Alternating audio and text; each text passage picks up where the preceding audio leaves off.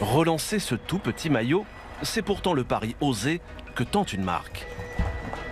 En banlieue parisienne, dans l'Essonne, Ils sont beaux, hein. Venez par là, les gars. sous l'œil attentif de Guillaume Gibaud, fondateur du slip français, et Léa Marie, sa directrice générale. Ça va les gars? Ces triathlètes vont mettre à l'épreuve ce nouveau slip de bain. Au top là. Son petit prénom, le Tempête.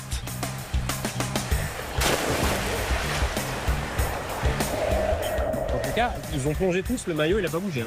Ah bah heureusement quoi. Bah attends, Imagine, gros perdre boulot le quand même. maillot. Attends. Un nom évocateur, car Guillaume compte bien balayer les complexes des hommes en les réconciliant avec ce maillot très moulant. C'est un objet de mode. Je crois que le slip, ça veut aussi dire une certaine confiance en soi et voilà, arriver à s'assumer. Et je crois qu'on fait un slip dans lequel on se sent bien et c'est un bon début. Ouais, exactement. Son premier argument, un confort et un maintien à toute épreuve. Très très bien, super confortable. En fait, il est super léger, je le sens pas du tout. Est-ce que vous êtes bien maintenu? Ah ouais. Après une heure intensive de crawl, les triathlètes sont tous conquis. Et alors? Ah ouais?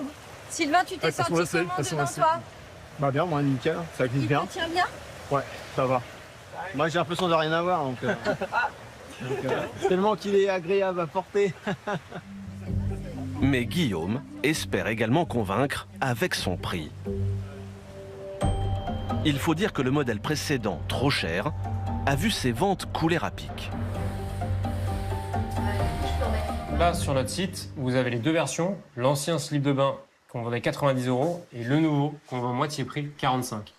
Et donc on voit que le look n'a pas fondamentalement changé. C'est le même produit, c'est la même matière, ça va être les mêmes finitions. Diviser le prix par deux sans rien changer, comment ont-ils pu faire?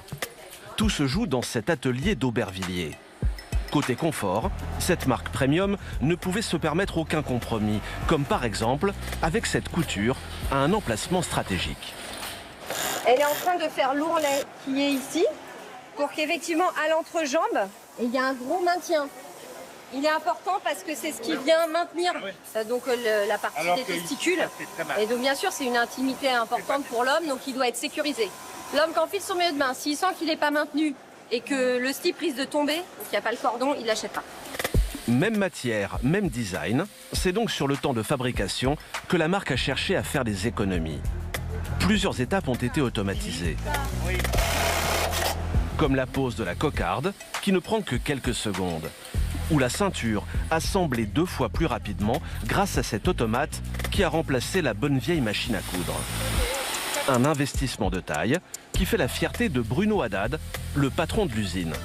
Bah ça, c'est une machine qui coûte à peu près 25 000 versus une machine normale qui vaut 5 000, 26 000. Elle fait 1,7 fois plus de ceinture qu'une machine normale.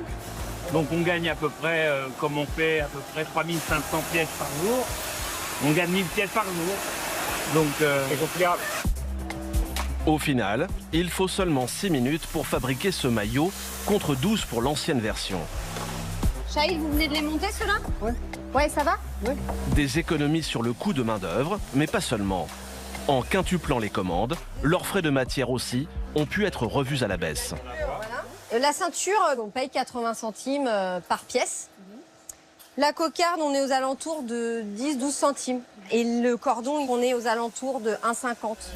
Plus le tissu et la main-d'œuvre, au total, le coût de revient de ce slip s'élève désormais à une dizaine d'euros, contre le double auparavant. Tous ces efforts leur ont permis de tirer les prix vers le bas.